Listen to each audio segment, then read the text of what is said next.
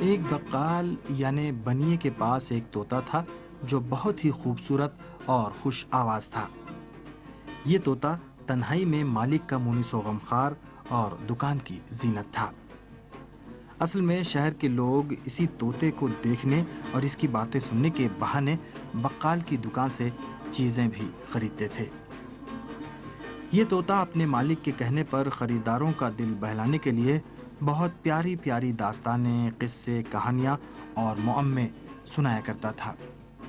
اس کے علاوہ جب بقال کی دکان پر زیادہ بھیڑ ہو جاتی یا پھر بقال خالی دکان چھوڑ کر کہیں چلا جاتا تو یہ طوطا دکان کی حفاظت اور دیکھ بھال بھی کرتا تھا۔ الغرض یہ طوطا بقال کے لیے ایک خزانے کی اہمیت رکھتا تھا۔ ایک رات جب بقال اپنے گھر چلا گیا تو اس کی بلی نے ایک چوہے کو دیکھا اور اس پر جھپٹ پڑی۔ طوطا یہ دیکھ کر ڈر گیا۔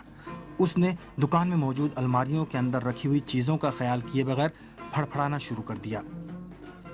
عطر گلاب کی تمام شیشیاں الٹ گئیں، سب زمین پر گر گئیں اور خوشبودار روغن و تیل سب زمین پر بہہ گئے۔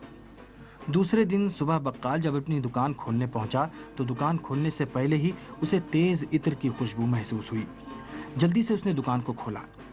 کیا دیکھا کہ شیشیاں چور چور ہو چکی ہیں اور اس کی قیمتی اشیاء برباد ہو گئی ہیں۔ اس نے غصے میں آ کر طوطے کے سر پر کئی تماچے مارے۔ وہ یہ سمجھ رہا تھا کہ تمام چیزیں طوطے نے ہی گرائی ہیں۔ بیچارے طوطے کے بہت سے پر جھڑ گئے اور اس سے بھی برا یہ ہوا کہ وہ ایسا خاموش ہوا کہ اس نے پھر کبھی کوئی بات نہ کی۔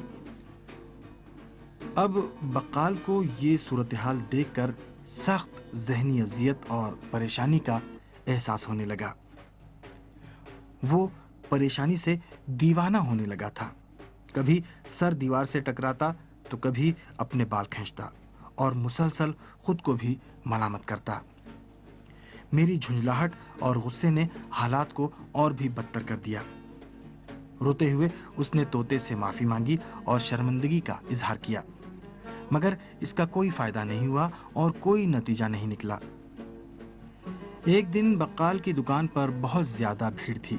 سامان خریدنے والوں کا ہجوم تھا اور بقال بھی خریداروں اور دیگر تاجروں سے مسلسل لین دین اور معاملات میں مشغول تھا کہ ایک گنجا شخص جس کا سر بالوں سے بالکل صاف تھا اور گرمی کے آفتاب کی مانند چمک رہا تھا، دکان پر پہنچا کہ اچانک طوطا بول اٹھا اور سب حیرت سے اسے دیکھتے رہ گئے۔